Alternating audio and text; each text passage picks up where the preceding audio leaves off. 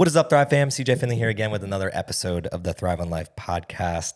And today I have Mr. Faraz Khan. He is an expert at anti-aging and longevity, as well as a hair loss expert. And I'm very much excited for this conversation because longevity has been something that has been discussed with me in my life for a long time now. Unfortunately, we've experienced anti-longevity in both of our families, and we want to live longer than some of our family members have done in the past. And one of the things that we've always strived to do is help other people with the information that we can gather, and therefore bringing on experts like yourself and then sharing that is something that I'm very passionate about. So before we jump into all the good stuff here today, how are you doing, Faraz? I'm doing great, CJ. Thank you for having me on. Yeah, it's going to be a good convo. And I wanted to kick it off because hair loss isn't something that I've actually ever thought about, only because fortunately, in my family, all my grandparents still had their hair. Teeth is another issue that has been something that has like hindered a lot of people in my family, but hair's never been a problem. So it's not something that I necessarily have felt, but I know it's something that for a lot of men and women out there, it is something that creates a lot of anxiety and stress. And we were talking about this before the show. It's something that relates to everybody, like hair. Especially when you're growing up. And I can remember having a bowl cut as a little kid. It's just like getting picked on for your haircuts. And then it doesn't go away when you get older. It kind of gets even worse. You get in your own head. So I'd love to start this conversation off with how this even became something that not only did you get obsessed with, but now you're providing solutions for other people with hair loss and then also anti-aging. Yeah, totally. I was in college, soccer athlete, top of the world, confident as fuck. I thought I was the man.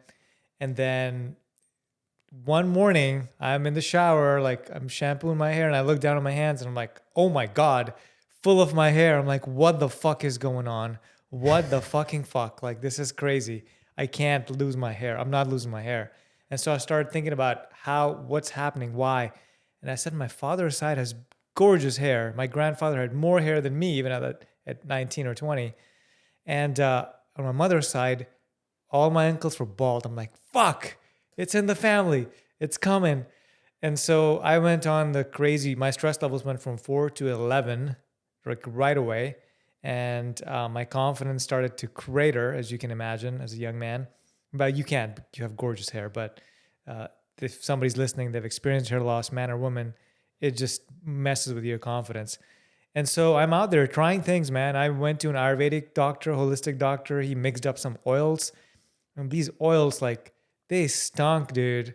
Like actually physically like smelled, or like stunk as in they didn't work? No, they physically smelled. So I had to put a towel, and they said, you have to apply it overnight because it's got to stay on the scalp. It's got to do its thing.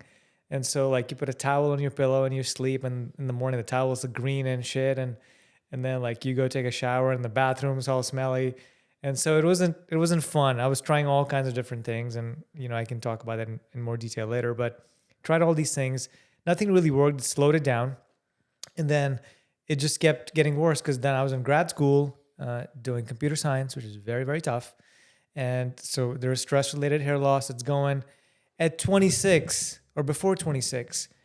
I'm at the point where I'm remembering my mother telling me this story when a man comes or a child comes into manhood. It's got this peach fuzz, right? A little mustache-ish. And your mom tells you, don't shave it off. I want you to look young and stay my little boy and not be a man. And at some point you shave it off and you get coarser, thicker hair. And so the wives' tale is that if you shave any hair off, you get thicker, coarser hair. And I said, whoa, does that apply to my scalp? Can I shave my scalp off or my head off and I can get better hair? And so as an act of desperation, I would start every 8 months, I started shaving my scalp. I'm like, okay. Completely bald? Completely bald, right? And I don't look good bald. It's embarrassing, but I would do it on a Friday evening after work, right? Because I'm not going out that weekend. This is the weekend. I would do it on Friday evening. And so in 2.5 days before Monday, I'd have a little bit of a stubble. So it's not like I'm bald.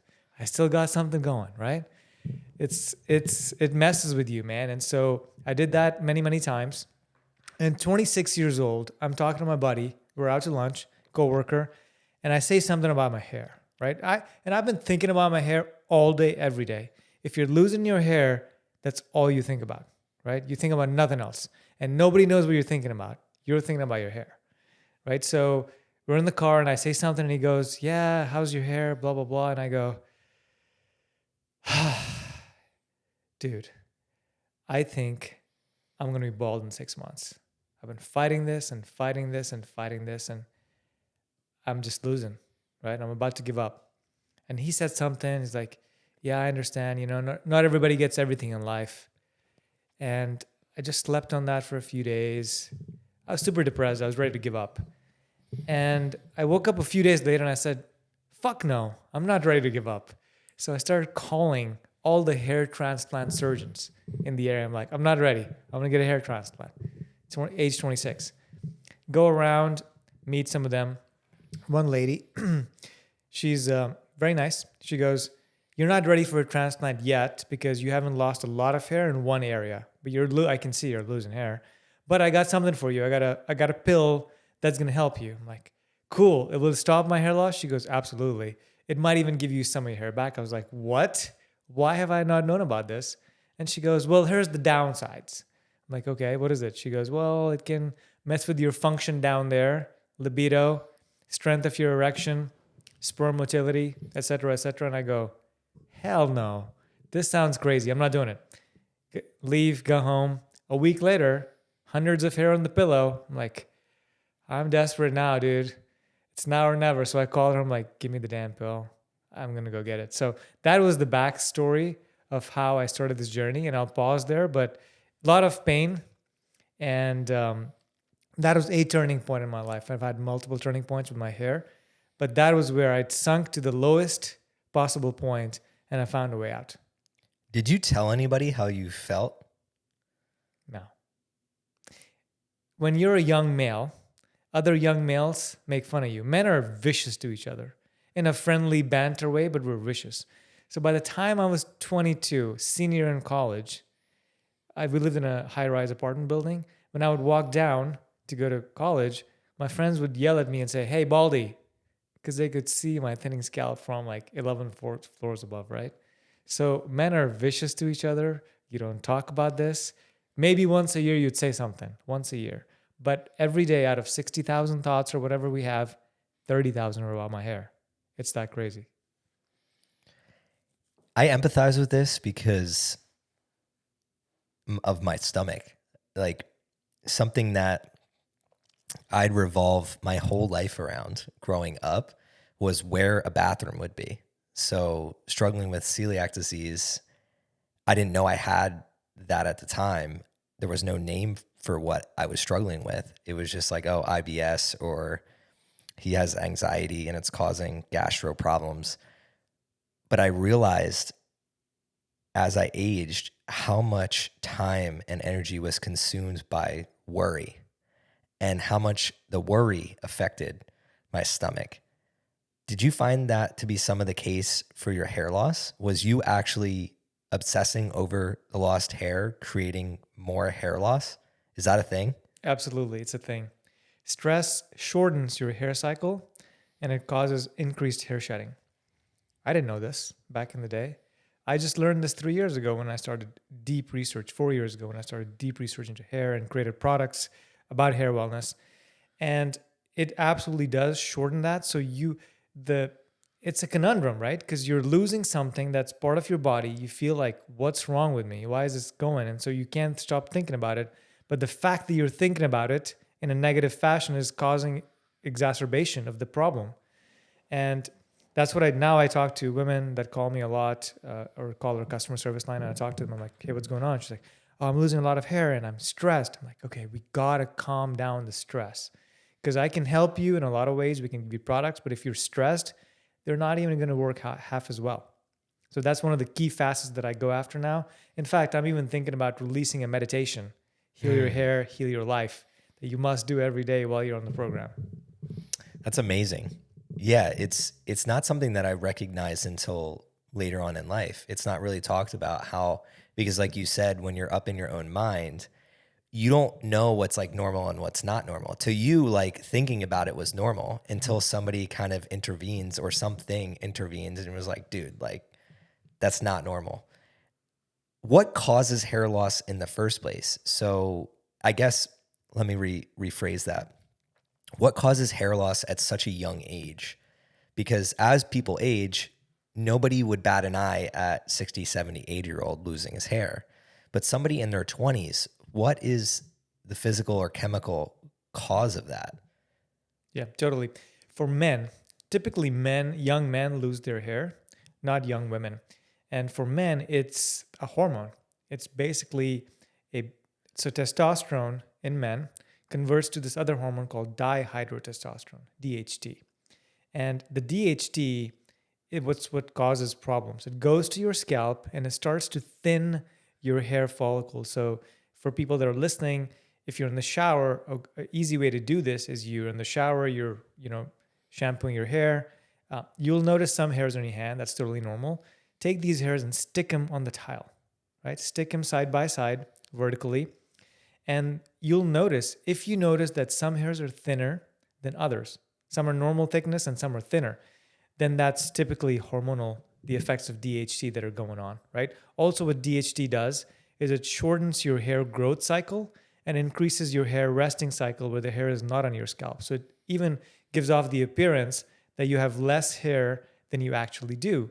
And so that is why it's very important, at least for young men, to address the hormonal aspects of hair loss quickly while it's in its infancy before too much progression. Because when it's gone too far, then it makes our job that much harder to bring it back.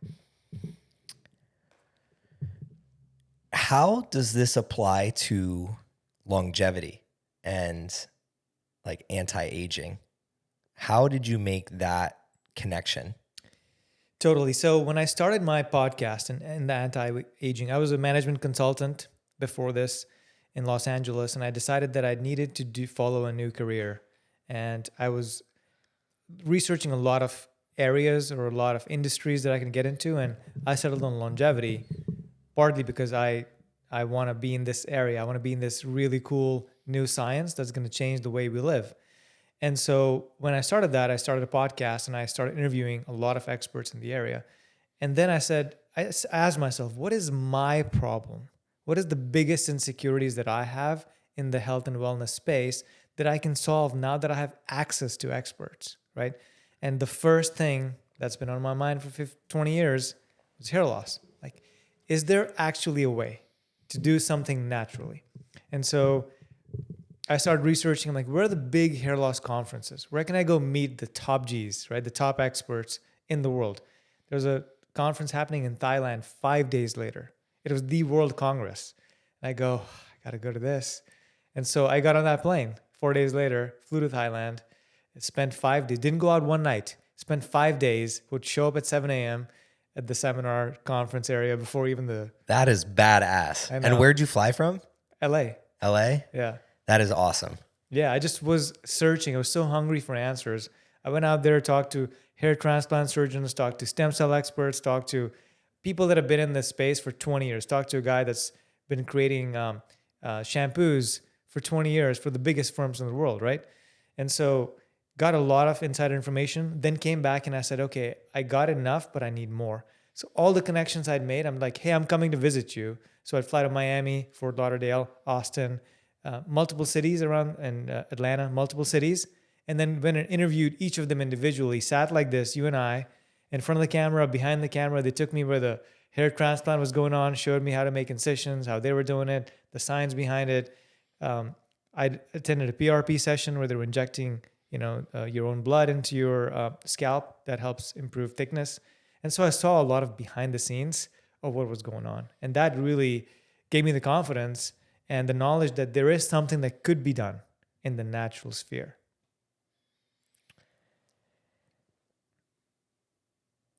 There's a lot of different ways I want to go with this. Because you're dialing into entrepreneurial side now, where you're making a quick decision of going to Thailand. You're piecing together a problem that you have that seemed to you like other people were struggling with it as well because you're going to this conference, and then you're also trying to crack into a completely new industry because you had a job prior to that. These are all points that I want to touch on. And I think we'll start with something that a lot of people struggle with, especially those listening to this show, is having that idea just like you did and knowing it when a good time to jump. Was there anything going on in your life, or was there like a breaking point where you were spending time as a management consultant and you realized, okay, I need to pivot into this completely new industry and new pathway of my life, and I can't wait one more day? What a beautiful question, by the way. This process took me months, actually years. I don't know, for some reason, in my early 20s, in my 30s, I knew that I was meant to do something big. I don't know what it was. There's some feeling inside me. There's a spark that's just there. And out here, I'm living my life. I'm traveling the world. I'm spending all the money I'm making. I'm just living large, right? And in Los Angeles, I had a great group of friends. We're having fun. I'm doing a good job, but I know that that's not my main gig. I've known it my whole life. And so the question becomes, what do you do and when do you do it? When's the right time to make the jump? And I labored over this question for so long, because you have to go to the edge of the abyss and you have to jump. And you don't know if you're going to succeed, when you're going to succeed, how you're going to, you don't know anything. You're just jumping, right? It's blind faith. And you don't know how big, how deep this ravine is, how big the chasm is. You have no idea. You have to jump. And you don't even know if you can swim. You don't even know if you can swim. And to make it worse, you're entering a new industry. Like if you've been in the digital marketing space, or you've been selling physical products or doing something or podcasting for 10 years, it's easy, right? Because you have insider knowledge of what it takes.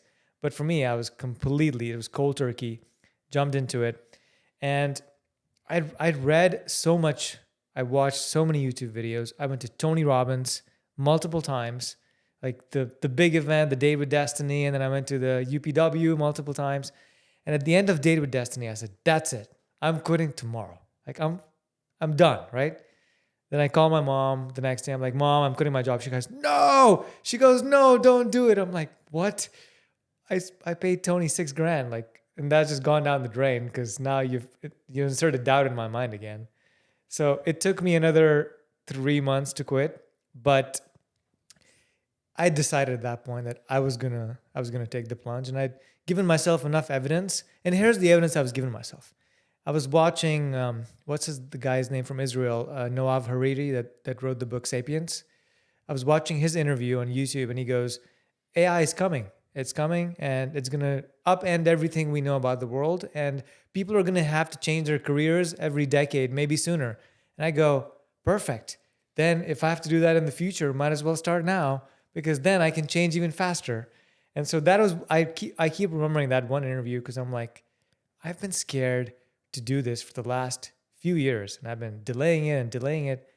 Let's just go, because it's going to happen in the future regardless, and you have very small amount of time to actually make something before AI like upends everything. I didn't know it was going to happen this soon. Like ChatGPT-4 is live now. So I thought I had 10 years. What a cool story. And it hits home with me and most likely so many others, where on the outside, if you looked at it, it's like, oh, he just decided this one way and he had it figured out and he jumped into this new, what did you call it? Ravine. But it never works that way, and it always works in the right way for you. And I think too many people, they go to Tony Robbins and are like, what is the right way to go about this? Rather than ask themselves, what would be right for me? And it looks completely different to everyone out there. Have you ever read the book, The Almanac of Naval Ravikant? I've been reading it online on my Kindle. So that was a major help for me, because in it, he just talks about like learn how to build, sell, and tell stories. Preferably all three. Mm-hmm. And if you do that, you can survive literally any kind of like shift in the world, because the builders the sellers and those that can tell great stories have survived centuries, and it's going to be the same case.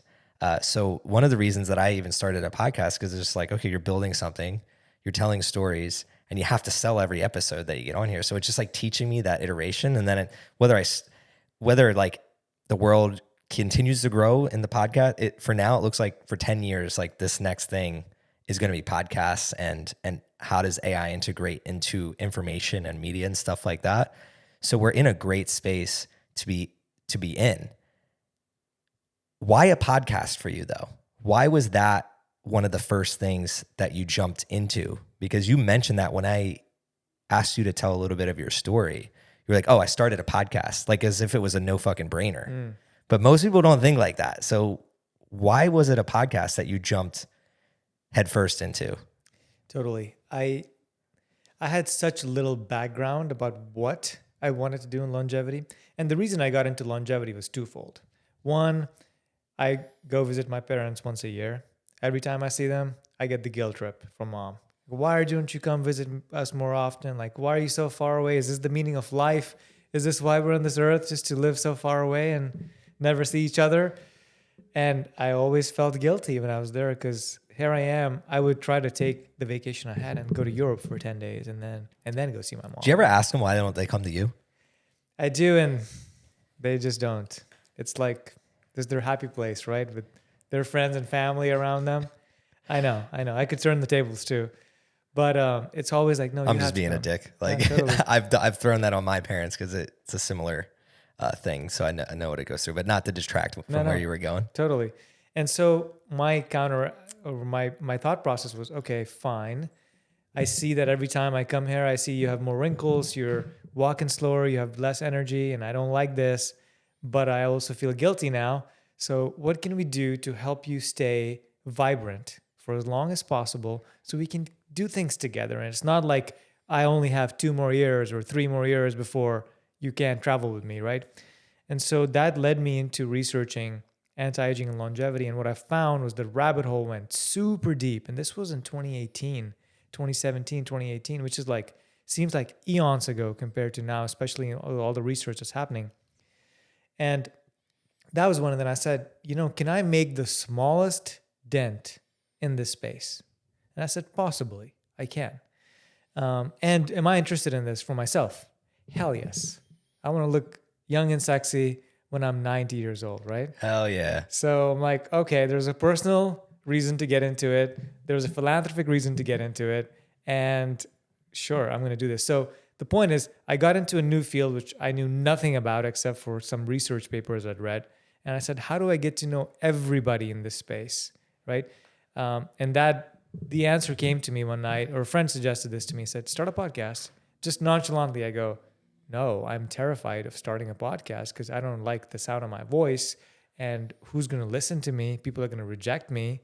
It's not like something I can do. And I can't believe this decision. I sweated over it so much. I'm like, no, like nobody's ready to hear my voice.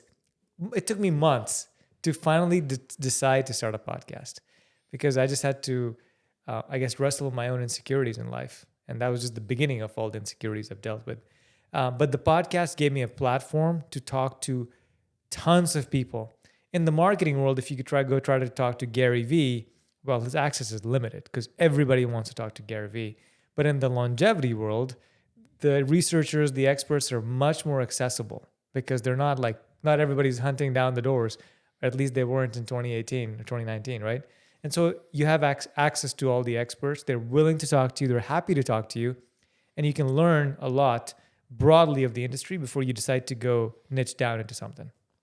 Yeah, it's a wonderful strategy that you took on. It's just like, if you want to learn anything new, the best way I feel like is just to talk to other people. One of the reasons I feel like is because you learn almost like what not to do. And that's where one of the favorite questions I had for today was, you mentioned in 2018, it was kind of like this new thing, right? And now it's just like everything, longevity, health, the marketing behind that and the machine behind that. is alive and well. You go on Instagram, you're getting hit with an ad of this supplement, this device, this tool. In the anti-aging and longevity space, what is a common thing that you feel people are being sold on that is kind of like, what is the word for it?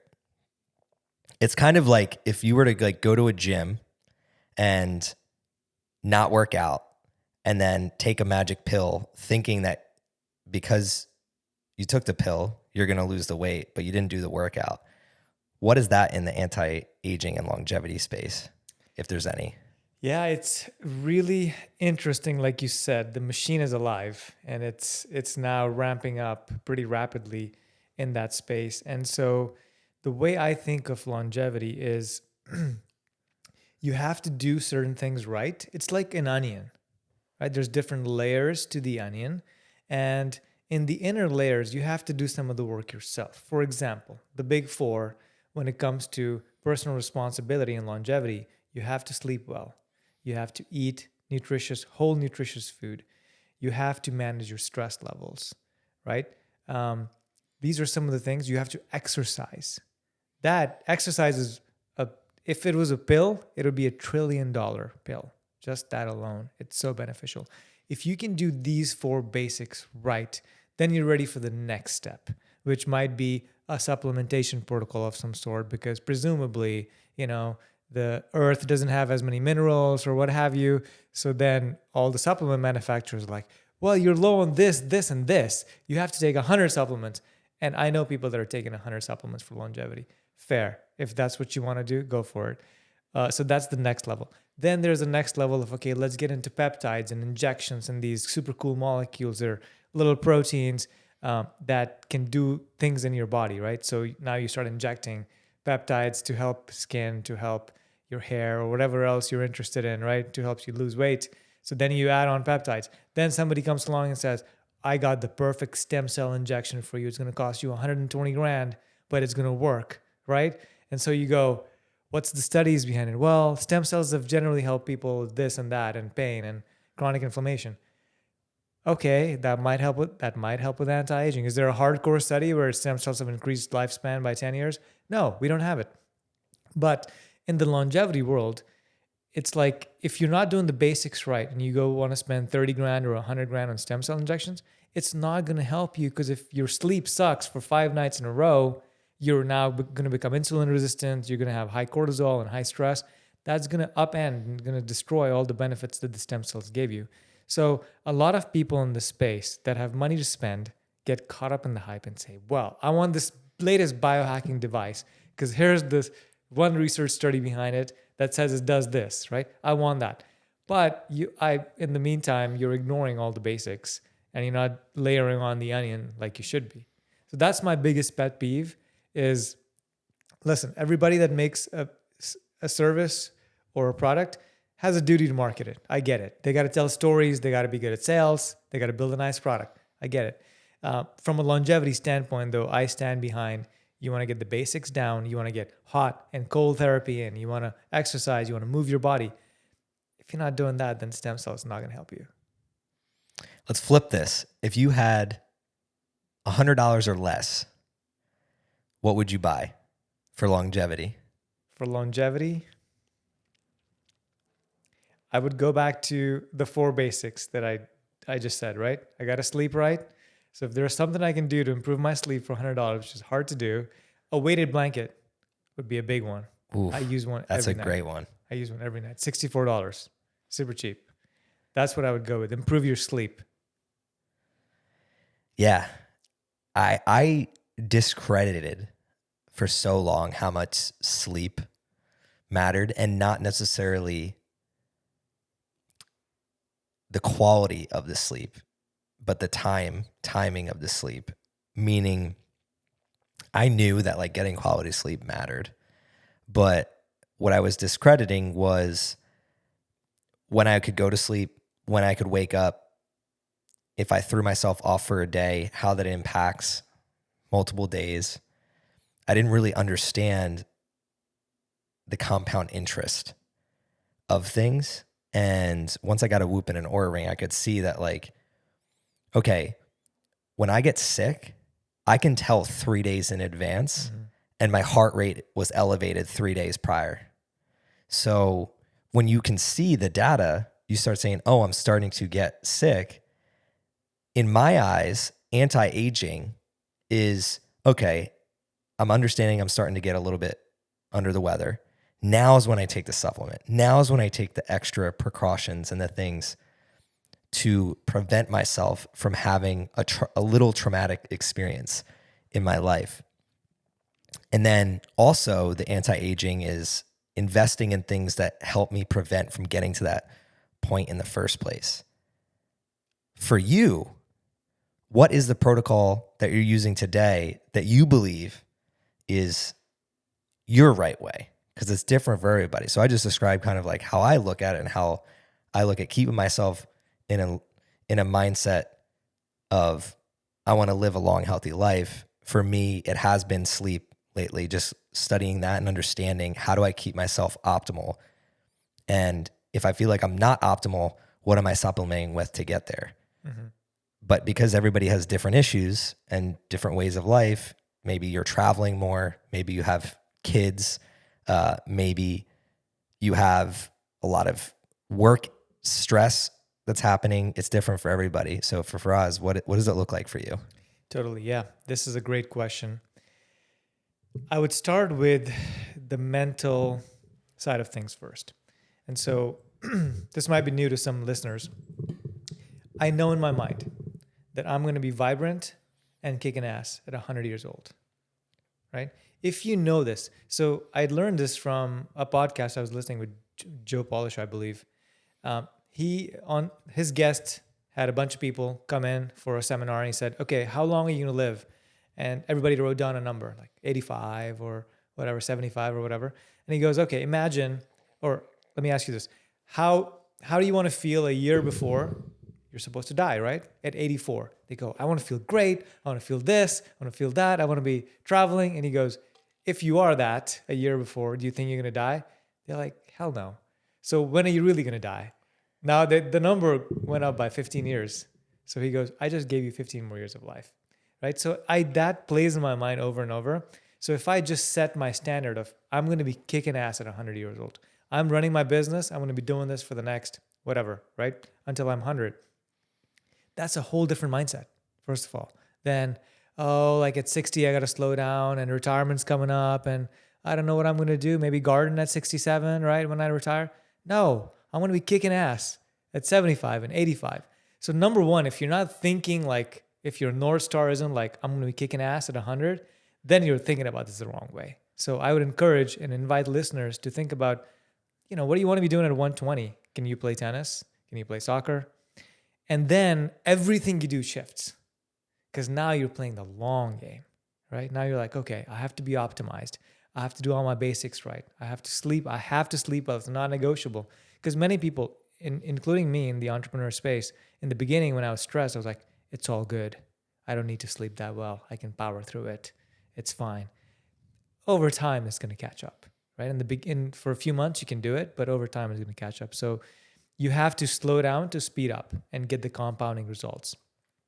The other thing I've been focusing a lot on lately is stress management, right? And meditation. And I've been seeing and hearing a lot of stories about stress is driving up autoimmune conditions, is driving up cancers in the body, and is just basically dysregulating the entire organism, which is us, right? Our bodies. And so that also for me ties into trauma and traumas I've had in the past and how do they show up and becoming more conscious of the thoughts that I'm having. And 90% of our thoughts are on autopilot, right? You don't know you're thinking about them because they're just like floating by. And there's networks in the brain where they go back and forth, and that thought provokes or evokes an emotion. That emotion creates this hormones in your body and you feel a certain way. And so like the thought and the emotion goes up and down over and over, and you're not even observing any of that, right? So it's becoming more aware and getting awareness over my thoughts, my feelings, my body. Managing my stress levels has been a big one for me through meditation and just recognizing when I'm stressed. I have some tools now in my arsenal that I can deploy on a short-term basis. I use longevity supplements like everybody else. I eat really well. I exercise or I move. I take a walk every day for at least 30 minutes. I'll exercise 3 or 4 times a week. Sleep well. And then I have supplements that I have added on, which there's many that I take, but you want to hit some key pathways with these supplements. You don't have to, I don't take 100, but I hit some very important pathways with the supplements that I take. And then I do some peptides periodically to enhance my longevity efforts as well. And yes, I'm going to do stem cells in the near future. I haven't done those yet, but I'm going to do those in the near future, and exosomes. And so it's just building on that, right? Getting good at what you're doing so you get compounding results, and then building on that slowly over time. You don't have to do it all right now. You don't have to get a $100,000 stem cell injection right now. You got time, right? So that's some of the ways I think about it. Also, I'm getting very interested in detecting things very early. So now there's tests that can detect a cancer before it's even stage 1. So you can get it out of your body just like that, as opposed to finding out in a stage 4 and it's like wreaking havoc in your body, right? So there are companies that do that, and I'm going to go get that test done as well to get a good metric of where I'm at.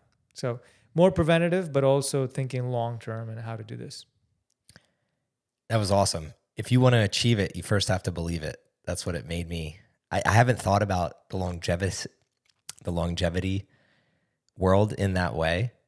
It's really just starting with the end in mind. We talk about this all the time in business. Like, what do you want to do with your business? Or what do you want to do with your podcast? It's like, what do you want to do with your life? Like, how long do you actually want to live? And then the question of, what does your life look like at that age? And I think it's something that's so in front of all of us. You see your parents, and you see a lot of my actions today are because I see the actions of my parents, and I'm like, I don't want that. So like, let me switch some of the variables. Love my parents, but I just want to be stronger, faster, sharper at the age that they're at, and I can start right now to get there. So I love how you put that. I'd love to discuss the differences between men and women in anti-aging and longevity. For both parties, what seems to be the biggest struggle with men, and then what seems to be the biggest struggle with women? You know, the data on this is very interesting. The data indicates that men live a shorter life than women. So women live longer than men. However, it's very paradoxical because women are generally less healthy than men in older age. And experts say maybe it's because of the hormonal shifts and the osteoporosis, and when the hormones are changing so rapidly during the time of menopause, it leads to more poor health for women at that time. But over time, they do better for some reason. And I think some of this I go back to looking at the data on the blue zones and others, where men are so driven by a purpose. We got to get some shit done, man. Like, we got to have a North Star. If you got to go build a yard or build a fence in the backyard, we got to go build that fence. Like, that consumes us, right? A friend of mine, his dad's retired, reached out to me recently. He's like, dude, I was buying this new place and I put my dad in charge of the project. It took me about 4 months, and I've never seen my dad happier. He was lit up every morning. He's like, this is what we're doing. That's the plan. And then I was like, did you buy the place? He goes, yeah. I'm like, so what's he doing now? He's like, he's not happy anymore. So men seem to be driven by, like, I got to get something done to show value to my family or what have you. And women are just there. They're supporting everything. They're supporting the family. They're more connectors. That's also one of the reasons why researchers believe, is because they're connecting. They're having the conversations. And men tend to be loners. You've heard the story of grumpy old men, right? Or the saying. My dad.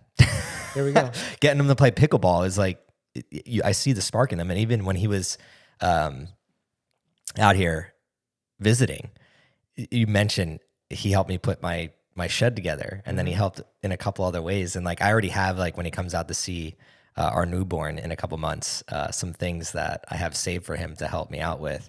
And it's interesting because my first thought was, when you were mentioning the difference is in longevity, the practical side of it, like the actual age women live longer. it's because they're givers. Like they're constantly they're giving to other people and they're doing things. And then men, as soon as it seems like they lose that purpose, it just goes off the deep end. Like my grandfather sat on like in a chair and like watched sports and then just slowly just faded away because he just didn't have any spark to keep him going. It's really sad. And it's one of the reasons that I'm so invested in community, because that's what keeps me going every single day. What are some other factors though? Like I always think of like mental health is a big thing nowadays. So what keeps men versus women, I think, outside of just that factor? Is there anything else that you can think of or that studies are showing? In Japan, there's a blue zone there, which I visited in 2019 in Okinawa. So I went there to go meet these super centenarians. Like I'm like, why are they living so long? In Japan, what's very interesting is that these women typically tend to have groups. They're called moai. They're like 4 or 5 friends that are lifelong friends. And anything happens, positive, negative, they share their sorrows, they share their happiness. And so they meet a couple times a week. So they've got the community sense going on. They've got a sense of belonging, a purpose.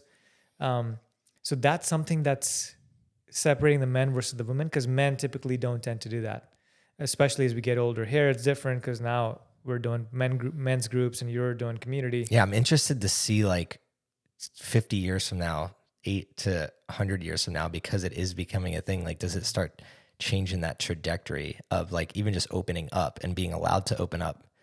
Because I'm interested in, like you mentioned, that community. In my mind, it goes like, do you need a community to find that purpose? That's like, because I find myself like even these conversations, like, yes, I guess you can technically say this is community, but it's like one-on-one. When I think back to like my grandparents and just when I look at men and when they're aging, communication seems to dwindle in men versus in women. It's like I'm sending even just like a little thing of like sending cards out. Like men don't do that, like sending a birthday card out or sending a gift out. So little forms of communication. So I'm running around in circles here, but it's an interesting thing to me because this whole topic is something I'm invested in. And it makes me think that if you just communicate more as a man, you'll probably live longer. Like send a text, send a video, call somebody. Do you believe that to potentially be the case? Totally. I totally believe. And again, there's data on what are the key factors or key lifestyle habits that all these blue zones have in common. Community is a big one, right? Purpose is a big one. For example, I was in Japan. I was interviewing a 92-year-old man and a 97-year-old woman. And there's a whole thing going on. They put it all together. And we were talking to translators. And I asked the woman, you're 97. Why do you wake up? What's going on? What's getting you going in the morning? She goes, I want to be 100 because the town's going to celebrate me. The entire town is going to celebrate. That's going to be the day of her, right? They're going to celebrate her. So her whole goal, her purpose is to live to 100. And then there's all the community behind it, right? She wakes up in the morning and puts makeup on. And I'm like, why is she putting makeup on? In case somebody comes to visit. And I'm like, do people come to visit? Her daughter goes, once in a while. But, they're looking forward to the day. They're having a good time. And they're building community in that way. And it'd be very interesting for men, like for us, how things change. You're right. I'm also very interested because in the last 2 years, being in men's group, I share things in men's group. I show up as authentic now. In the beginning, like my first 2 meetings, I was saying things and I was getting called out. They're like, that doesn't seem right. Like, is that the truth? Because you can sense when people are lying, right? Or when they're hiding or when they're shifting on their seat. And now, like, the truth that I share is so authentic. Everybody feels it. All of us share our truths. And I feel so connected to a group of men that I didn't know 2 years ago. And I tell them my darkest secrets, right, of what's going on in my head. So to your point, I think and also the challenge with human longevity is it takes so long to measure data, right? That's why all the studies are in rats, because it's 2 years in and out, right? You have the data. And so in 50 years, it'd be curious how things are. Yeah, I think that it's also going to be skewed. The data will be skewed because we're also creating tools, technologies, medicines that are going to just cause people to live longer, but not necessarily, in my eyes, live longer. Like there's a difference between you reach a certain age and living. Yeah. And that's another thing that I want to inspire people to understand is like, if you're in your 20s, 30s, 40s right now, what you could potentially lose in the next decade or 2 decades or 3 decades if you don't act right now. And it's something that I, like you said, at 90, like I want to still be playing sports. And like I just saw a 90-year-old man finish a 100-miler like on social media. Dang. Yeah. Wild. My buddy sends this to me and it's just insane to see. But it's also not, because I'm like, that's going to be me. As long as I can prevent some of these other things. But you've mentioned like peptides, stem cells, and some other things. I know some of the listeners might not understand what a peptide actually is. So before we kind of shift into the last portion of this podcast, I really want to help listeners understand, okay, if they are looking at their nutrition, they are looking at their sleep, what are some of these things that, because we live in this new age, could potentially be helpful for them? So we'll start with peptides. Totally. So peptides are just very small proteins. They're like 2 to 4 groups. When it's over 50 of these chains together or 50 of these units together, it becomes a protein. But when it's small, that's what it's called. It's called a peptide. It's not a big protein yet. And so basically proteins do all the work in our body. Everything that's done in the body, the workhorses inside our body is proteins. And so peptides are just small fragments of proteins that can do specific tasks within the body. And a lot of research has come from Russia, by the way, from St. Petersburg. There's this great researcher called, I believe, Vladimir Kavinson. I believe that's his first name. But Dr. Kavinson has come up with, they've been doing these peptides for a long time. And they've created different peptides to go after different things. Right? There was one that increases the length of your telomeres. And telomeres, for anybody that knows or doesn't know, it's that your DNA has these end caps of protective chromosomal material that when your cell divides, that end cap protects it, protects the DNA from being harmed. Because if the DNA gets harmed, then you could potentially have cancer. So it keeps the DNA intact. And when the cell divides, that material that's protecting it gets shorter and shorter and shorter. So by the time you've had about 50 divisions in the cell, it can't divide anymore because that material that's protecting it is gone. And so if you divide a cell anymore, there's risk of now the DNA being mutated. Anyway, so there's one peptide that increases the length of the telomeres that are the end of your DNA, so that it presumably will give you more cell divisions, which will keep you younger for longer, right? And so that's a famous one that a lot of people are doing. I've done it multiple times myself. I plan on keeping on doing. That one's called Epitalon, for anybody that wants to try it out. If you had to try one peptide, I would do that for longevity, Epitalon. There's also other ones like GHKCU, which is more for your skin and hair. It's called copper peptide. It's used in a lot of cosmetics, topically to be applied to your skin, but you could also inject it, and I've done that before. So you could use that. There's other ones that help your gut. There's other ones that help injuries. There's BPC 157. That's the one that's used for injuries. If you sprain an ankle or something's hurting, then you can, or your knee's hurting, then you can inject that, and it gets to work very, very quickly to calm down the inflammation and helps heal injured tissue. So again, there's different functions for different peptides, and this is like you could spend $100,000 just doing peptides alone.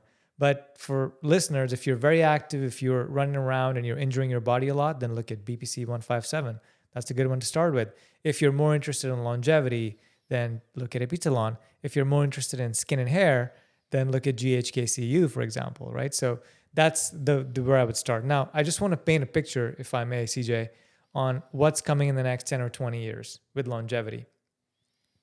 We're at the cusp of, with AI, as we've seen, we're at the cusp of some major technological revolutions in the health span and lifespan of individuals.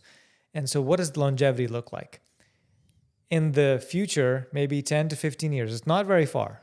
10 to 15 years, we're going to hit the point of longevity escape velocity, which means that for every year that you age, you have technologies to reverse your age by more than a year. So now you're reversing your year by more. You're reversing your age as you age, and you're going further and further back. So people are now saying that you can choose to be the physical body you want to live in. Let's say CJ says, at 35, I was the most virile. I had the best body composition. I felt my best. That's where I want to live. You could reverse your age to live in a 35-year-old body and be 80 years old, right? And women, when I ask women this question, they always say 25 for some reason. But okay, 25. That's the age, that's the body. Probably before they had kids. And before they That's had probably kids. the answer. Yeah. Why? And so you could live theoretically, with the way science is going, in 2 decades, and possibly even less, probably in just 10 or 15 years, we might have the technology start reversing your age substantially. Substantially. We can already do that now, but substantially. And there will be a mirror. Let's imagine there'll be mirrors that are going to scan you every morning. You wake up, you go brush your teeth. The mirror is going to scan you. It says, your pupils look a little different. Let me do some testing. And like your whole home is going to test on you. All your biometrics are going to be connected, and everything's going to be tested every single morning. So it's not like you're going to have cancer or stage 4 out of the blue. You're going to know everything about your body. And there's going to be big AI engines that are going to be recommending things to do. Hey, you didn't sleep so well last night. Let's take it easy today. You don't have to go look at a device. It's going to be coming at you, right? So I can keep going, but have you ever seen the movie The Terminator? Yeah. They were so good with that movie because that's exactly where we're headed. Oh yeah. Like whether we like it or not, we and I've had discussions, borderline arguments with people on this topic, but the reality is we're already machines because like how much time are you spending on your phone every day? Like we're one step away from that information being embedded in you. You're already on it more than anything else that you're doing throughout the day. You're on your phone more than you talk to any other human being. You're looking at different data. You're looking at information and media. We're so close to not needing the phone. Eventually, it's just going to be somehow embedded coming at us, just like you said, whether it's like in our glasses or in a contact. So it's not if, it's when, just like you're saying. And when you're talking about the longevity thing, what's interesting to me is physically, so I'm 32 now, and because I've done some of the certain things that I've implemented in my life now, like I have thought back, like, damn, if I could go back and play like college soccer right now, how good I would actually be. But I don't need to go back in time. Like I could literally, I don't have the skills anymore because I'm just not practicing it every day. Mm-hmm. But if I kept up with the skill, but had my body now, I would be much more efficient. And it's interesting because for me, what it really came down to was like nutrients, the different nutrients. And as soon as we understand blood work to the point where, just like you were saying, you wake up and it's like you're low in magnesium. Mm-hmm. We literally are, you're a robot at that point. Like you're just like, you're optimized every day. So I'm very interested in what the world looks like. And that's where I'm going to ask this last question before we get to wrapping up. What do you think the world will become in the 10 to 15 to 20 years when it comes to longevity? So you were mentioning what could happen, but what do you personally think? That's a great question. And then 10 years from now, we'll just come back to this and see if it's true. Yeah.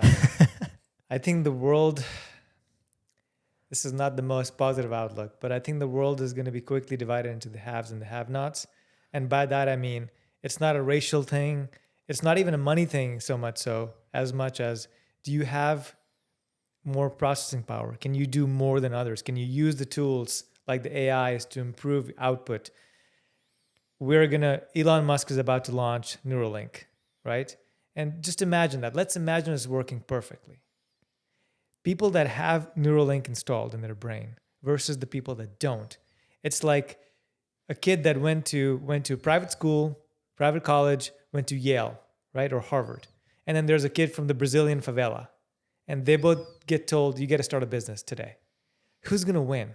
It's not even close, right? If you have all the data at your fingertips and you're your brain is computing at near It's machine just power. processing power. It's just It's processing. so fast. You have everything at your disposal, right? Hey, I need to write a quick email. What's a good hook? Boom, hook's right there.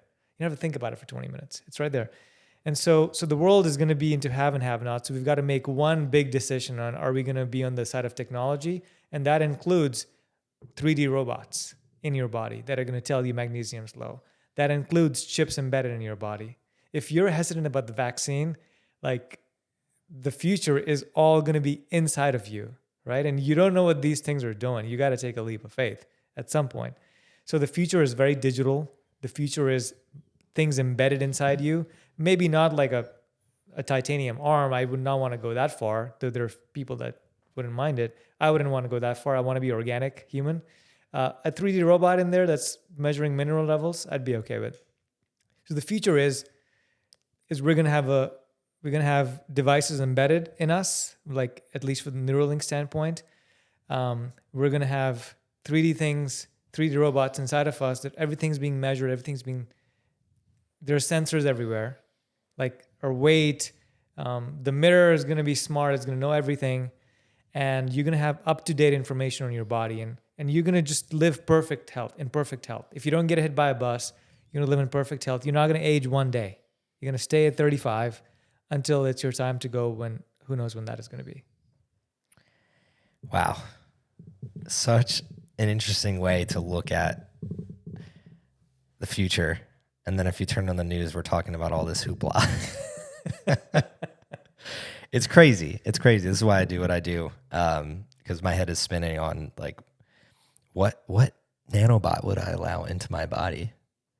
It's like, man, if you could put a little robot into my body to just allow me to eat anything I want without a fear of, like, the repercussion.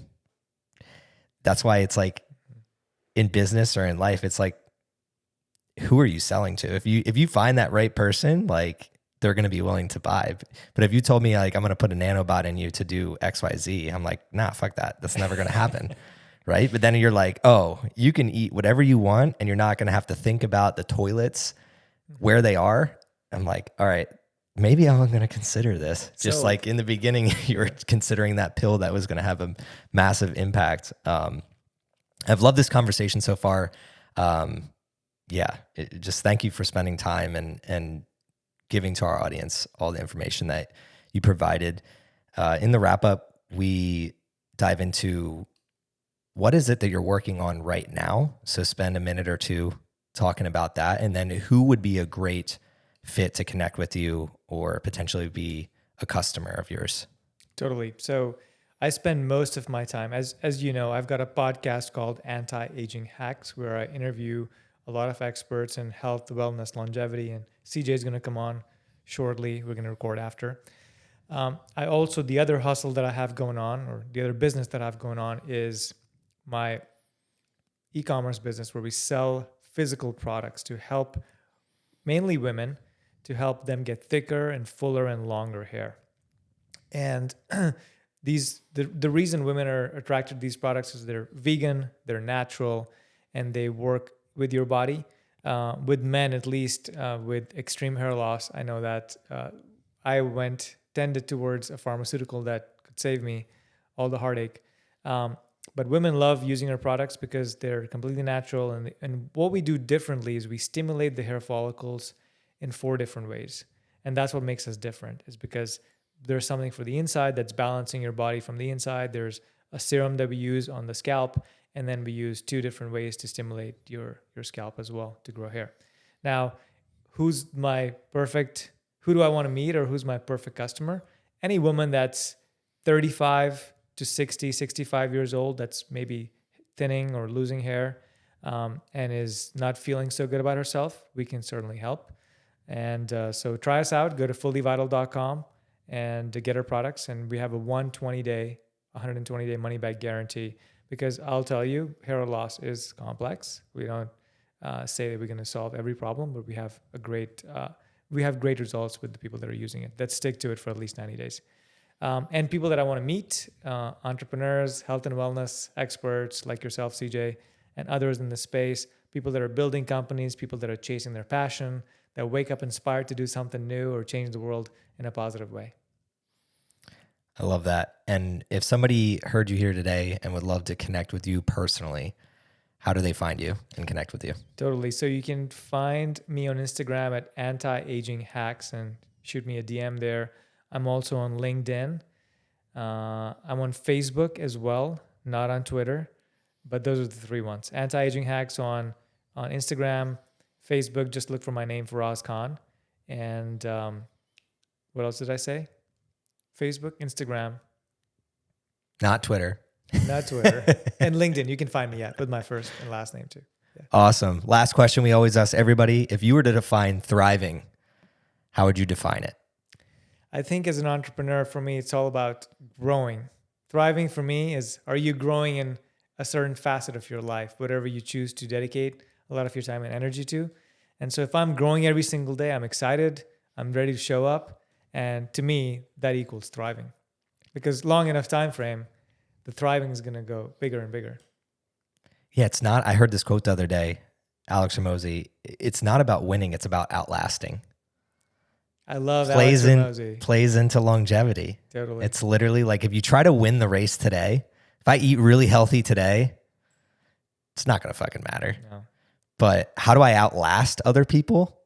Probably eat well 90 to 95% of the time.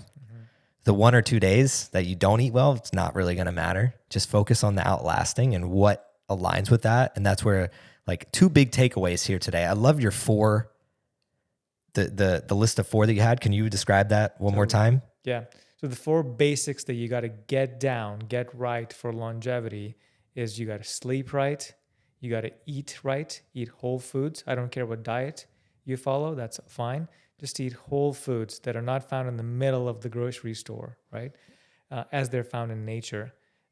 Take care of your mental stress, and you got to exercise. So those are the 4 key things. If you get right, then you can start to build your longevity onion and add on more tactics. So that's the 4 that I really go back to over and over. And then on top of that, going to the conversation of men versus women and the age that they are deceased, community, connection. So my big takeaways were just keeping it simple. I've mentioned this a million times here on this podcast because, again, I live in the world of marketing and social media, and they will tell you to get everything under the sun. And sometimes you'll see me market red light, sauna, supplements, IVs. These are things that are supplemental to the 4 things that Faraz is talking about here. On top of, I'm very community and connection oriented. I've built communities that are over hundreds of people multiple times, and I've focused heavily on that because 1, it brings joy to my every single day, but 2, I know that that's the key for my longevity and for me feeling that vitality that I feel each and every day on top of the 4 things that you would describe. So I really loved how you broke those down in this conversation, and it just is a reminder to me to just double down and keep going in that path and on that path and helping others do the same. If you like this podcast here today, please share it with somebody. That's the best thing you can do for both Faraz and I, is share it with somebody that you think this could have an impact on. We are sharing knowledge here to help other people grow and thrive on life. It's my big mission. I really want to help get our guests out into the world and help more people. That's why we do this. So share it with somebody. Last but not least, please give us that 5-star rating and review. I will chat with you next time. This is CJ Finley with the Thrive on Life podcast. Thrive on, y'all.